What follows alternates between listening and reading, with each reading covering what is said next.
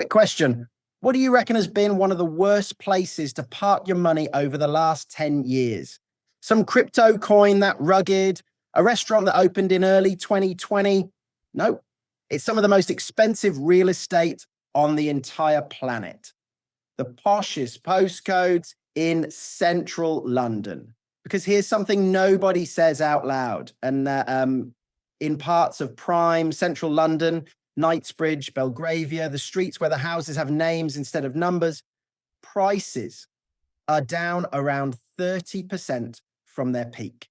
And that peak was in 2014, which means a mansion someone bought 11 years ago is, in some cases, worth less today than what they paid for it, in the most fought-over square mile in the country. And yet, the average London home still costs over £500,000, roughly double the rest of the UK. So it's not like the city suddenly got cheap, it got weird. London is somehow wildly unaffordable and quietly falling at the same time, both at once. So today we're going to untangle what the hell is actually happening to the London housing market. And I promise you, it's stranger than line go up, line go down.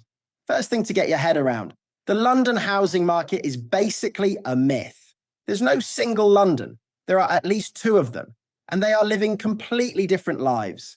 There's the London most people actually buy in, the flats, the terraces, the second bedroom that is technically cupboard with ambitions, average price around £550,000. And over the past year, it's drifted down about 2%. Not a crash, more of a slow, disappointed sigh. And then there's prime central London, the billionaire tier, the trophy townhouses, the penthouses with a staff entrance, the flats that get bought and then never actually lived in, sitting empty and glowing at night like very expensive night lights. That London didn't drift down. It fell off a shelf, down about a quarter from its 2014 peak, with the fanciest bits down closer to 30%.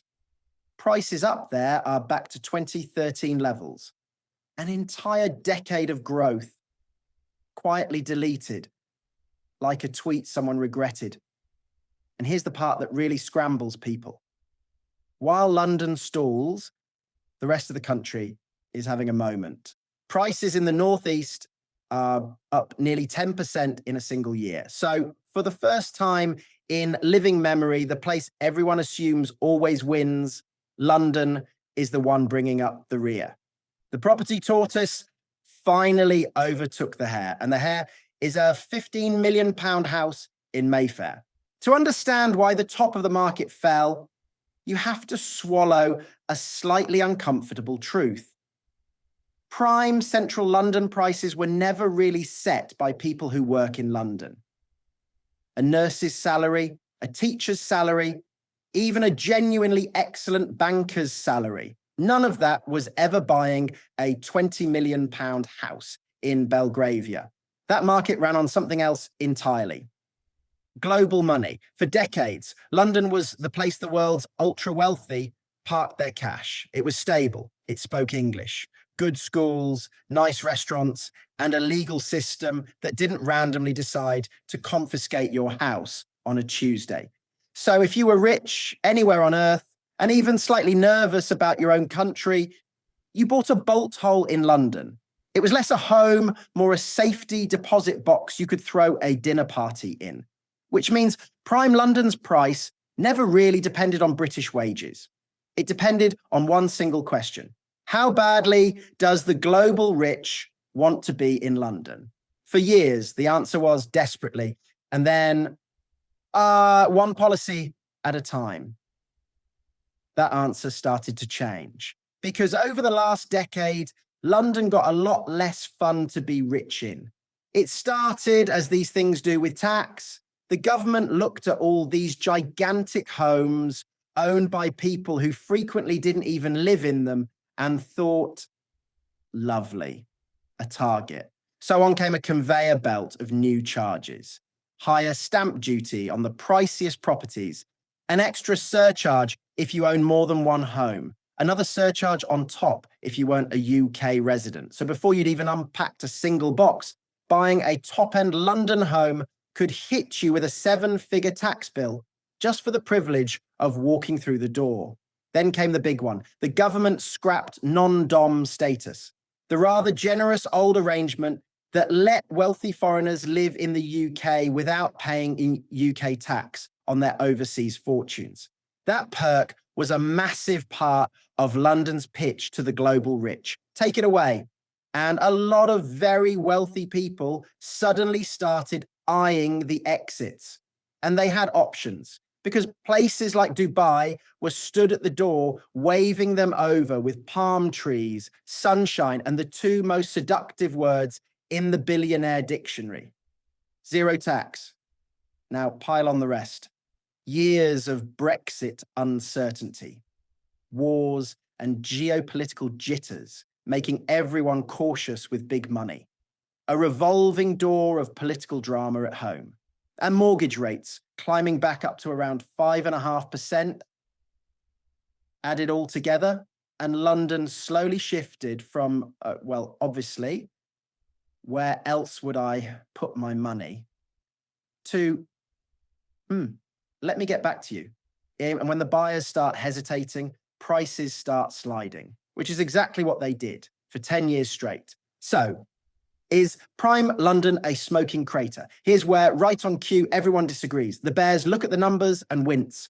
Across prime London, prices recently fell about 10% in a single year, the steepest drop since the 2008 financial crisis. Sales of the truly eye-watering stuff, the £5 million plus homes, more than halved in some months compared to the year before. Nearly half of all listings have had to slash their asking price. Sellers are handing out discounts of 10% or more just to lure anyone to the table. If you're trying to sell up there, it's grim. But the estate agents, they would say this, it's on the tin, insist it's not a collapse. It's a repricing, a reset. Their argument is that demand didn't vanish. It just got pickier and slower.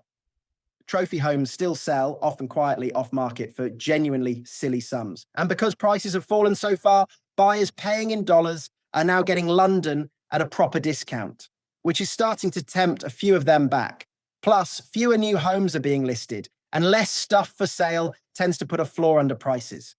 And there's a sneaky little detail hiding under all of this. Remember the normal London that only fell 2%? Once you factor in inflation, standing still is actually going backwards. If prices stay flat while everything else gets more expensive, the real value of that home quietly shrinks. So even the calm bit of London has been losing value in slow motion. It's just too polite to bring it up. Now here's the part that should genuinely wind you up. Prime central London falling 30%. Sounds like brilliant news if you're trying to buy in the city. It is not, because virtually nobody was ever buying in Belgravia. For the normal Londoner, the market that actually matters, that £550,000 average, is still brutal. On a typical London salary, that's a mortgage that looks at your income and treats it as a light snack. The deposit alone can cost more than an entire house in some other parts of the country. So you get this deeply strange situation. The very top of the market is tumbling, and it does almost nothing for the people actually struggling to live there. The rich are getting money off mansions while everyone else is getting priced out of a two-bed above a chicken shop. And when London gets too expensive, people don't stop needing somewhere to live. They get pushed outwards into the commuter towns, which shoves prices up there, which prices out the locals there too. London doesn't just have a housing problem, it exports it like a very unwelcome gift. So, what is actually happening to the London housing market? Not one thing.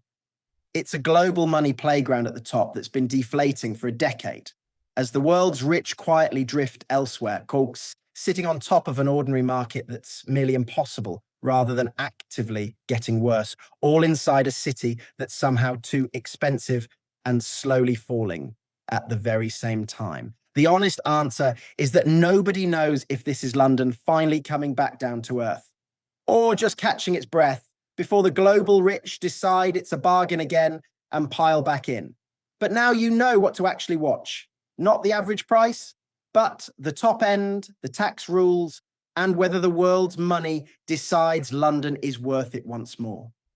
Because in this city, it was never really about the houses. It was about whether the planet's wealthy still want in.